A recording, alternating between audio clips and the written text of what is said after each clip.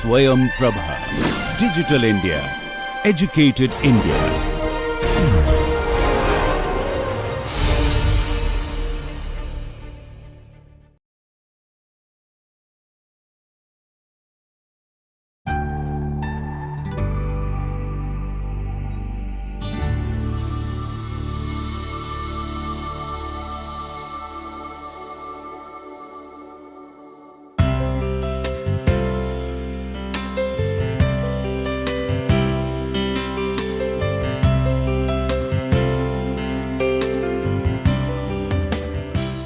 Welcome to the course, Disaster Recovery and Build Back Better.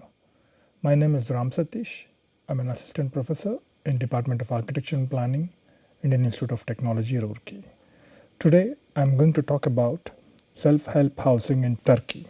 In fact, this particular lecture has been composed based on the understanding from one of the chapter, which is composed by Hassan and Cassidy Johnson in Build Back Better, which was edited by Michael Lyons and Theo Schilderman and Camelia Bono. So this is a focus on a particular geographical aspect in the Turkey. And as many of you know that Turkey is prone to the frequent earthquakes, and certain part of Turkey is lying on the fault line. So that is where we are going to discuss about how the reconstruction mechanisms have worked out, especially in the self-help housing aspect. So the authors brought the 1999 Marmara earthquake, Turkey, and follow upon it there's which have been affected in consequences as an after effects. And what you can see here is a huge devastation of this 7.4 Richter scale earthquake, which has killed almost 17,480 people. So when an earthquake hits, loss of property damage and huge infrastructure damage, that is what one can witness.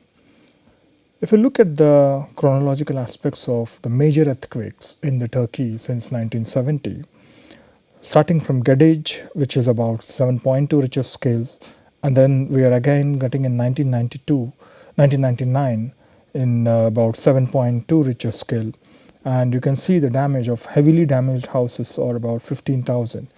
And in Kocaeli earthquake, same August 17 and November, see that from here in the same 1998, 1999 is a continuously this Adana region and as well as Kocaeli and Duxi provinces have been affected, and a huge damage you can see that 50,000 houses were damaged and 15,000 and almost 655,000 became homeless.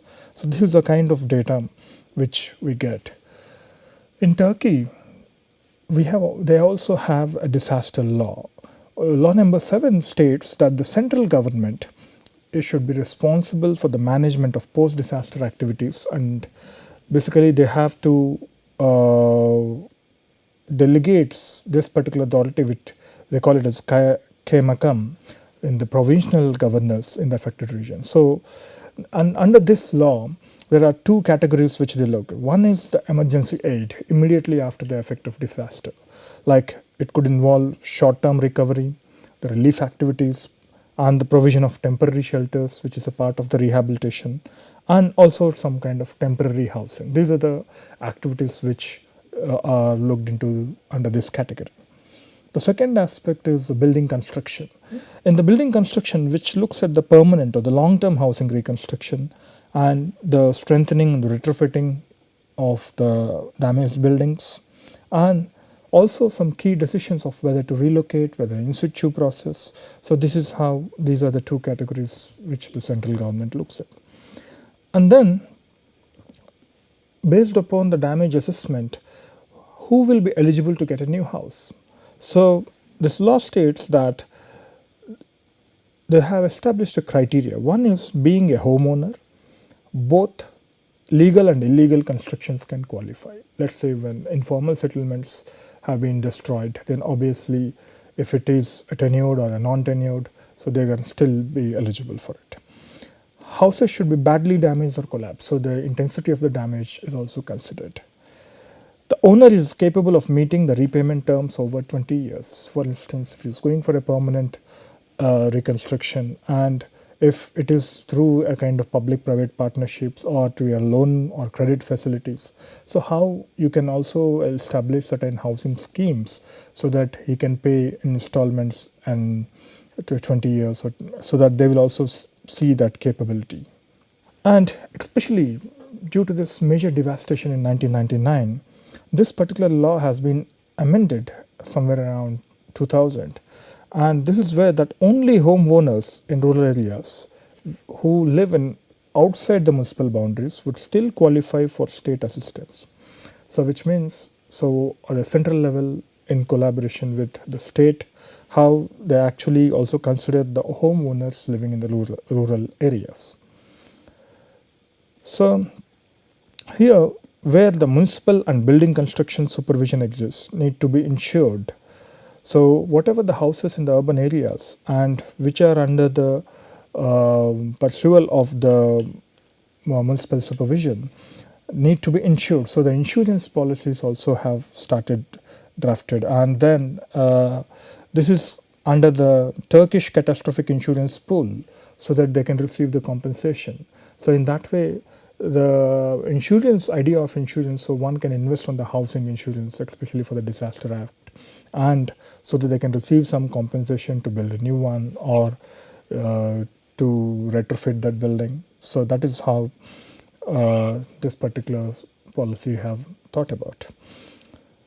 And most common aspect in Turkey, what we see is the relocation, and that how one can take a decision on this relocation. One of the important, there are three criteria they looked at. One is when the old location is at risk for the future disaster. Imagine if that particular old location is prone, or it is located on exactly on the fault line, or is it in a vulnerable place. So that is where we look at it. And then when the old location is completely destroyed, if it is already, and therefore to remove the debris and rebuild on the same site will take too much of time. Imagine it is a huge property and destroyed. It obviously may take 6-7 months to take the whole debris. So in that case, that is where they can look for a relocation, so that they can temporarily be located. Or when there is a chance to relocate to land owned by the government, and this is very common. And because this is mostly preferred, so that the government need not pay for the buying the land. So this is what they look for, the existing government lands, so that it is, if there is a land available for the relocation purpose, if it is a government land, they obviously prefer for that. In Turkey, there are two different methods of procurement. One is the mass housing and the self-help housing. Let's discuss about what a mass housing talks about. In this process, the government acquires land, and here it is the Ministry of Public Works and Services, also now it has been renamed Ministry of Environment and Urban Planning, also provides design, specifications, and also the cost estimations. And these locations are determined by availability of land and safety in terms of earthquake risks. Is it a terrain area? Is it what kind of geological conditions do exist? So it's basically the surveyors provide the information, and that is how they decide on these mass development projects. So that is where a contractor is engaged, and they directly deliver the housing. In self-help housing, where families are involved in the reconstruction on their own land, that is one way, or in a relocated villages. So there are different facilities, like one is they call EYY, and it's about a kind of loan facility. Also, the families use the government credits to buy a furnished house, so they take a loan and they purchase. And similarly, the house designs as well as the technical and management assistance are usually available from the government, because the government provides them how to build and what kind of structural guidelines they have to follow. And they disperse the they set up different stages of construction, and they say at this plinth level this is what we deliver you the money, and this is the sill level, this is what we deliver you this part of the amount, and this is what the completion of the slab, this is the amount. So then that way they distribute it by the stages and in the percentage basis. And also a building contractor would maybe hired by the Ministry of Public Works and Services, who manages the construction on behalf of the owner. So that is a process. Whereas in mass housing approach, there are many issues. One is these projects are mainly developed with a general data, and because they only talk about, yes, this many houses have been collapsed and this many farm households has to be relocated. They don't give much regard to the local situation, what kind of environment it is, what kind of the situation of the community, what kind of livelihood they are related to. Is it going to affect something of their livelihood? It is going to affect the children's school environment. So that is one aspect. The second aspect is the allocation process. So the houses are distributed by lottery method, like number 56, this is your house, number 52. This. So despite of what kind of settlement it was existed, what kind of neighborhood fabric it was existed, it is all completely taken out due to the lottery approach. So here, which actually breaks the social bondages, because who was living in the old settlement and now they may live with some other group. They may end up with completely different community, and that also have a little adjustment process, that takes some friction between different strangers. And for some people it is good, but for some people it takes a long time, and who have a different religious and lifestyles. It also disregards the preferences and needs and priorities of the affected communities, because they are not consulted in the project planning process. Just imagine some women have died, some woman is left alone with her children, and if her husband was died in an earthquake, if he was a businessman and his business was lost, so what happens to the woman? So which means a situation have changed from before disaster to the post disaster. So they will not take an account what kind of support she needs. She needs an external family support in the nearby vicinity areas, or she needs a good and safe neighborhood. She needs how to run her livelihood. So all these aspects are not given priority because they are never consulted. The design of the houses does not facilitate socialize outside, which leads, because most of these either go for an apartment models, which are 3 to 4 levels, which they have to go with the staircases. So earlier they might have lived in a different setup.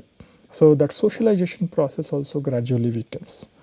And the payments for these houses often they are too high, and especially for the people, they are not able to afford. So that is where it worsens the conditions of the poverty, because they have to end up paying some extra installments, and they also have to pay some maintenance bills, individual maintenance bills. So they all add up to a big sum of money. Though the housing units cost the same amount, but their value differs depending on the proximity to transport links.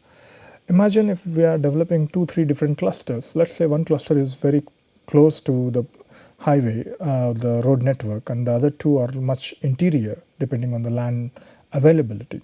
So obviously it value differs. So the person who got a benefit of getting near the road network or the transport facility or a railway station or a metro corridor, so it will be his property value is more higher than the one who was staying in the interiors. When we assess the self-help housing reconstruction method, we see that in Turkey, first of all, the central government, which these ministries and the General Director of Disaster Affairs, and with the local governor, the state level, they look at the 3 different options. One is give them the cash credits, direct financial credits to the homeowner. So what they can do is they can purchase a new house from the property developer. Whereas in the second aspect, we have the provide technical support, plus stage by stage you give some certain payments on construction, on the completion of the construction, that is delivered to the homeowner, and he again relies on the either a beneficiary managed construction, or it could be he relies on the designers or the building contractors who get hired. So in that way, that is another process. Whereas in option 3, it is completely a government managed construction. So in this, they rely on the contractor, so agency driven process, and they finish the house and they deliver it to the homeowner. So this is how the self house mechanism has been conceptualized. And even in this process, there are also especially in the housing process, especially after the 2000 Chinkari Akira earthquake, there are also some other shortcomings. One is the house designs offered by the government have very little regard to local rural living styles. And while families can choose to use their own design, this entails hiring an architect which the owner must pay for and manage themselves. So even though the family is getting an option to choose their own design, but he has to pay for the architect or the contractor. And here in this process, though the government is ready to give them a training or provide a guidance on how to build a technical support, so but it takes a long time to educate the owners about earthquake safe constructions and design, because it depends on their literacy levels, depends on their social and cooperation, how they come in negotiation, in contact with the government.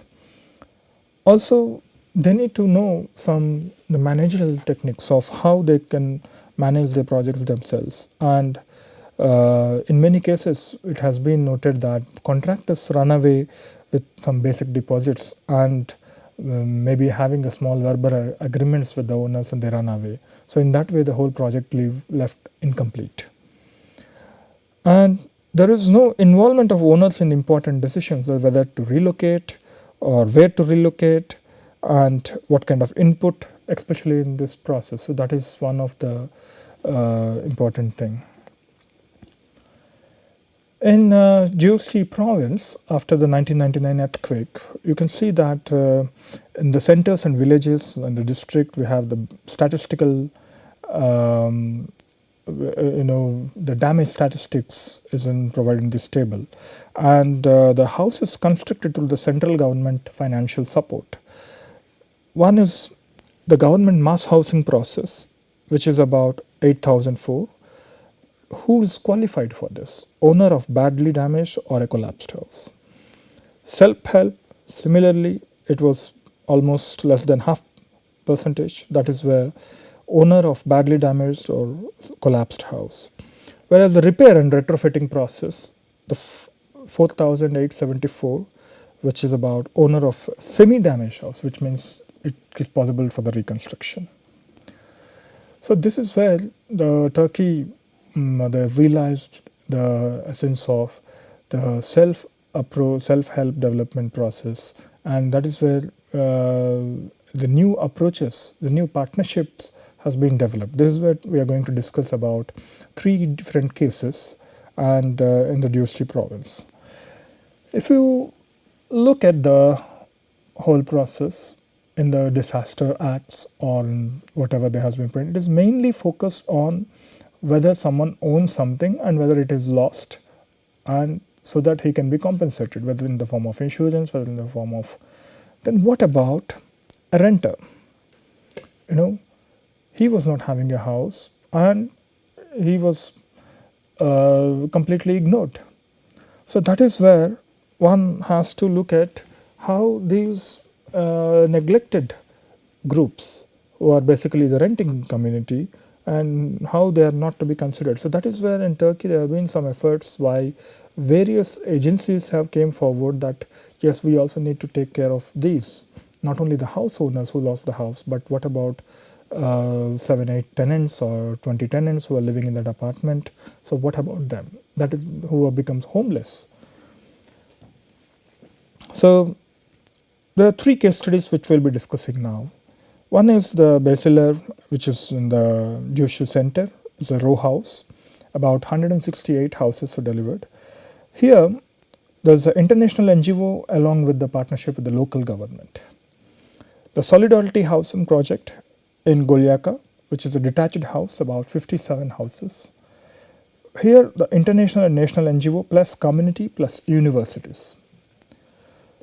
The UMCOR, Jewish peri-urban areas, which is a detached house, about 220 houses. Here, an international NGO plus the community. So these are the three compositions of the self-help housing process, which we'll be discussing further. The first case, Jewish bachelor houses, social housing project.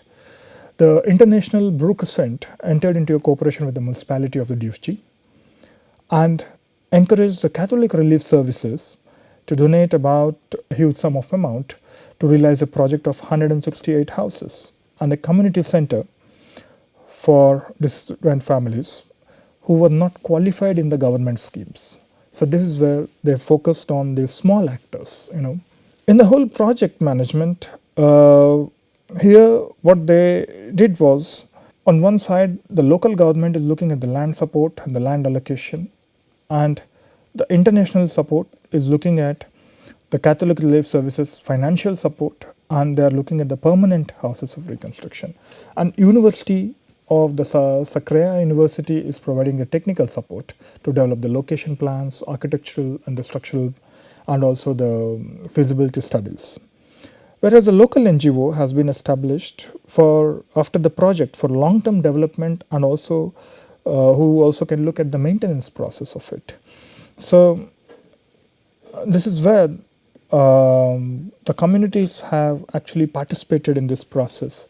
And even in this process, what happened was important, some of the criticisms have observed. Families were largely absent from the important decision making of the project, apart from what job they would do in construction and how to finish their house. So this is one of the important, because they may come from a different livelihood background. So in fact, in this whole process, they couldn't see much of the public participation, because they need to get the technical training and they may not be aware of it. And the second aspect is, this project was only conceived for 168 households, but about 1377 who have applied to be part of the project. See, in this process, in the whole process, when you are looking at deliver this kind of project with the small actors who are the rental group, how will you decide on the number of stakeholders? So that is where they started with, they invited all these beneficiary groups to come forward and fill the application forms. So starting from the lower economic background and their existing situations, and that is how the priority has been given. And thus they identified only 168. So what about the others? Out of 1300 odd have applied and who are non-owners, and these they are not complied with these central government or the state government schemes. And also a residents association, BEDER, was started by the beneficiaries to see the managerial and financial responsibilities of the settlement in the long run aspect. But then still they need the sustained input over the long term to help maintain the organization of the community. And this has actually, why it's not only a delivery, but one has to look at the long term input, how this could be sustained. The second case in Juchi Golyaka Solidarity Houses project. Here, the MS Aveleri Projesi, which is a Solidarity Houses project, it was constructed by the Association of Volunteers of Solidarity, AVS, and in partnership in Glederland Aid of Turkey organization, which has collected money from Turkish people living in province of.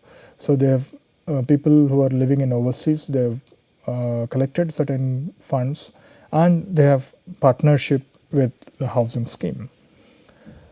And here that they have established certain kind of memorandum of understandings with the head of the village, each village, and also by the mayor of Gyulaka. First of all, the site of the project, it was decided that the houses would be built in the same village boundaries as the demolished houses. That is number one.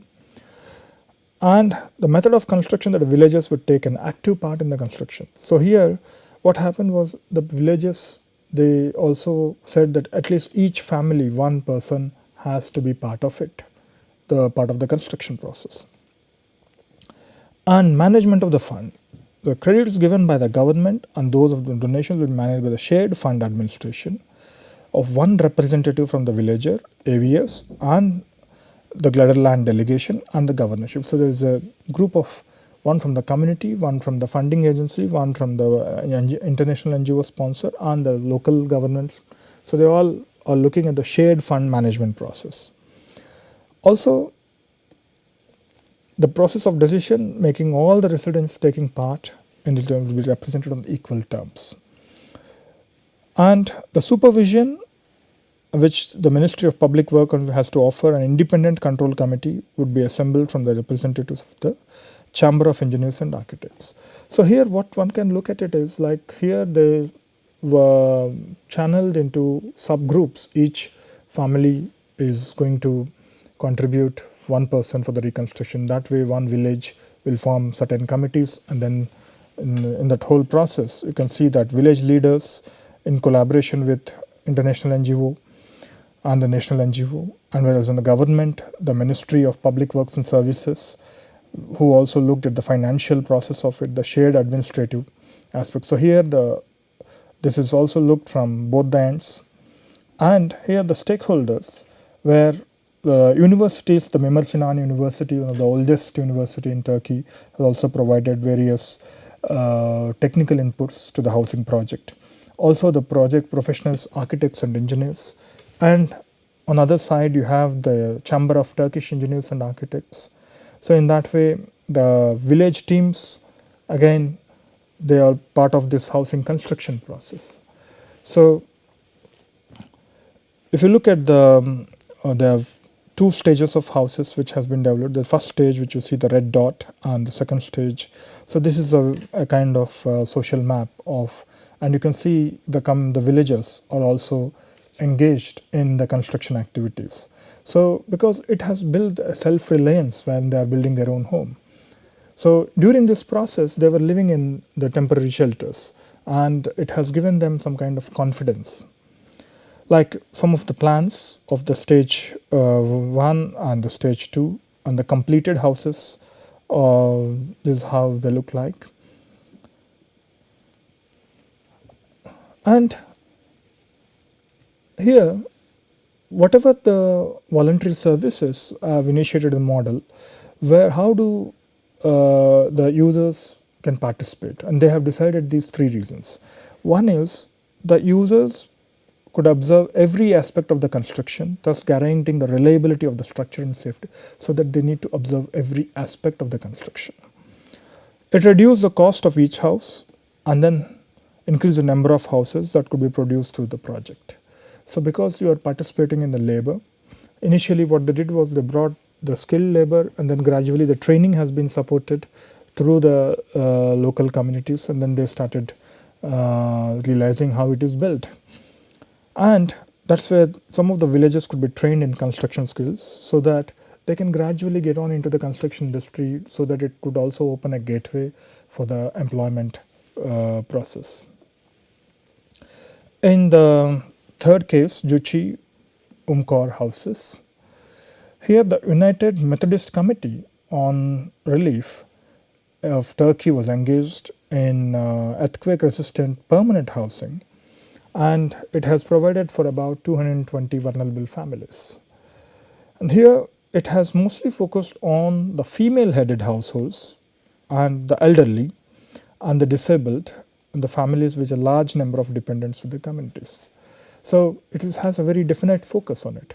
In the earlier case, even they have designated the role of different actors. Like imagine old man, so he can be acting as a supervision, or he can act like a watchman, and young boys, they can be given a different task. Similarly, a female, they can be given. So in that way, different groups have got designated, have been engaged in different aspects. Someone preparing the food, in that way the whole process has been understood, and they cooperated with each other. And families who did not have any access to land, and they required some kind of only technical assistance and material contributions, because neither they have a land and also they don't have an access, and they also required technical assistance. So those who have a land but require still some technical assistance to construct their house. So here what they have used, they even gone back to the vernacular housing methodologies, and they adopted the local traditional technologies which were even used in Ottoman times, and they've started developing a detached housing projects. So in this process, the material aspect is more focused, and also the community engagement is also when they are is very much active. And here they are focusing on particular vulnerable groups, especially the female-headed families, or families with a large household size. That is how disabled. So this is how we learnt about 3 different modes of the self-help housing reconstruction. At the end, what we have to understand is, even within this process, the government act or the government will is not, the state will is not focusing on the needy. That is one thing we have to primarily understand.